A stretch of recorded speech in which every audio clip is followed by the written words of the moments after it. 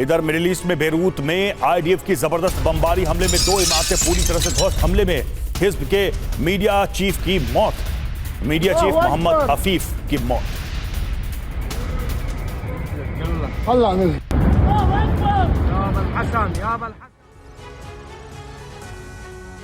और इजराइल पर हिजबुल्लाह के भीषण हमले जारी हैं। इस बार उसके टारगेट पर सिर्फ बॉर्डर से सटे शहर नहीं बल्कि हिज्ब लड़ाके तेल अवीव तक को दहला रहे हैं। दावा यह है कि हिजबुल्लाह ने तेल अवीव पर बैलिस्टिक मिसाइल से हमला किया है। माना जा रहा है कि हिजबुल्लाह के इस शक्ति संचार के पीछे रूसी राष्ट्रपति व्लादिमीर पुतिन है।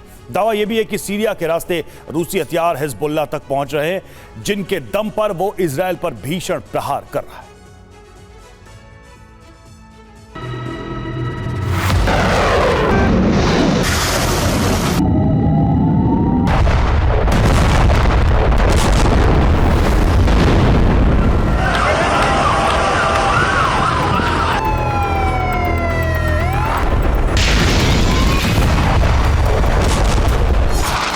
बीते एक साल से इजराइल दक्षिणी लेबनान में हिजबुल्लाह के हथियार ठिकाने तबाह करने की कोशिश कर रहा है,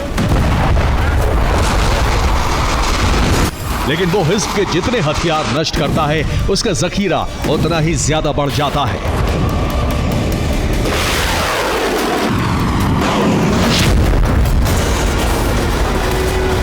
हिजबुल्लाह का ना खत्म होने वाला हथियार भंडार इजराइल के लिए प्रश्न चिन्ह बना हुआ था, लेकिन इसे लेकर अब जो खुलासा हुआ है उसने इजराइल और अमेरिका दोनों की टेंशन बढ़ा दी।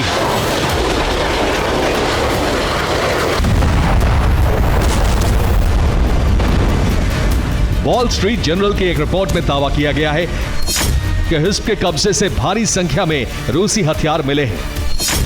जब्त किए ज्यादातर हथियार सीरियाई सेना के थे।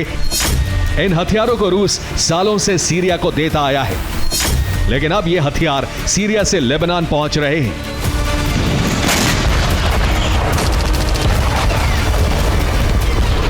ये दक्षिणी लेबनान से जब्त हथियारों का वही जखीरा है जिसे हाल ही में इजराइल ने एक सुरंग में ढूंढ निकाला था। इन तस्वीरों में रूस की 9M133 कॉर्नेट एंटी टैंक मिसाइलें नजर आ रही हैं। सिर्फ मिसाइल ही नहीं, इसमें कॉर्नेट मिसाइल लॉन्चर भी साफ साफ नजर आ रहे हैं।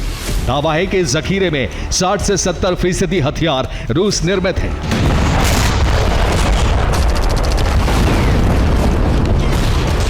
इजराइल के लिए बड़ी परेशानी न सिर्फ रूस का हिज्ब को हथियार मुहैया कराना है, बल्कि हथियारों का वो रूट भी ढूंढना है जिससे रूसी हथियार हिजबुल्लाह तक पहुंच रहे हैं। दरअसल लेबनान तक हथियार पहुंचने का प्रमुख रूट सीरिया से होकर जाता था, लेकिन पिछले 4 महीनों में इजराइल ने सीरिया और लेबनान के बीच मौजूद हर रूट को तबाह कर दिया है।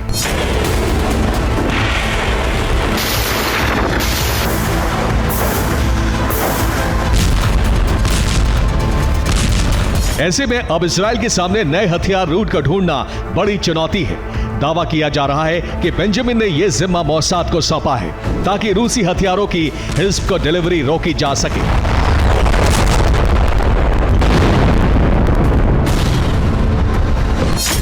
हालांकि कुछ रिपोर्ट्स की माने तो लेबनान में हथियारों की सप्लाई उसके उत्तरी बॉर्डर से हो रही है। दरअसल नईम कासिम ने सीरिया से लेबनान में हथियार लाने के लिए 3 नए रूट तैयार किए हैं।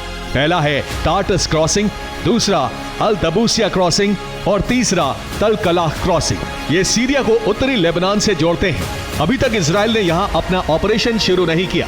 दावा है कि इन्हीं रास्तों के जरिए हिज्ब लड़ाकों तक हथियार पहुंचाए जा सकते हैं।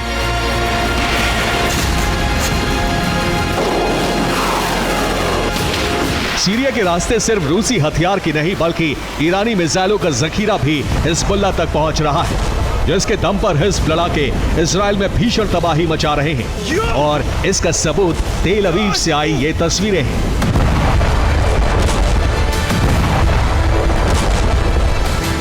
बीती रात हिजबुल्लाह ने एक बार फिर इजराइल पर हमला किया। इस बार उसका प्रमुख टारगेट इजराइल की राजधानी थी।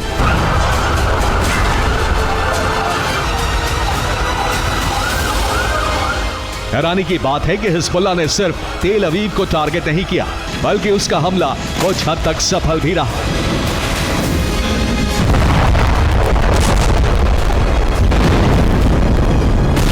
ये तेल अवीव के रमत गान शहर का वीडियो है, जहां एक बस धू धू कर जलती नजर आई।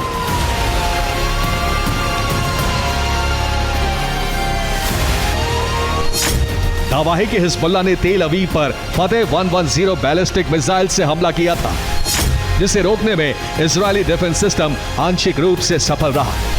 लेकिन मिसाइल का एक हिस्सा तेज रफ्तार से तेल अवीव में जाकर गिरा, जिसके बाद आसपास के 1 किलोमीटर के इलाके में खिड़कियों के कांच टूट गए।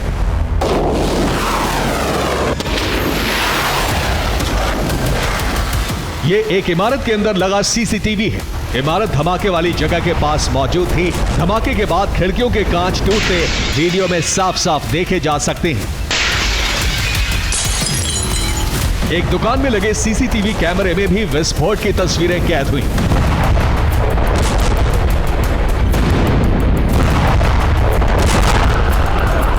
तेल अवीव के रमात गान शहर के अलावा हिज्ब के टारगेट पर रमात बेस, तेल हाइम बेस और ग्लेलॉट बेस था। हिजबुल्लाह ने यहां 70 रॉकेट और 10 मिसाइल हमले किए। दावा है कि रमात बेस पर मिसाइल हमले सफल रहे।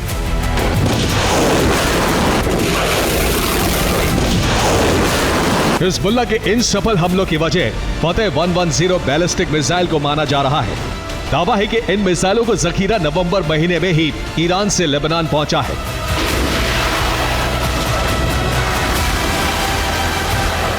सवाल है कि ईरान की फतेह 110 बैलिस्टिक मिसाइलों को रोकने में इजराइल का डिफेंस सिस्टम नाकाम क्यों हो गया, इसकी वजह भी आपको बताते हैं। दरअसल ईरान की फतेह 110 एक शॉर्ट रेंज बैलिस्टिक मिसाइल है, जबकि इजराइल का आयरन डोम बैलिस्टिक मिसाइलों को रोकने में सक्षम नहीं माना जाता। डेविड स्लिंग को मीडियम रेंज की मिसाइलें रोकने के लिए बनाया गया है। एरो 2 और 3 डिफेंस सिस्टम भी लॉन्ग रेंज मिसाइलों को मारने के लिए तैयार किए गए हैं।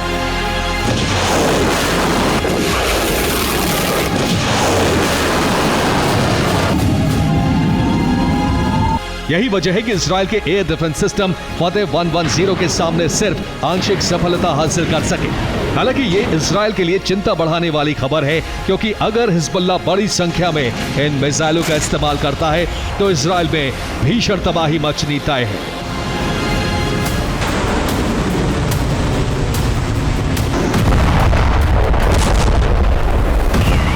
Bureau report, TV9 Bharat.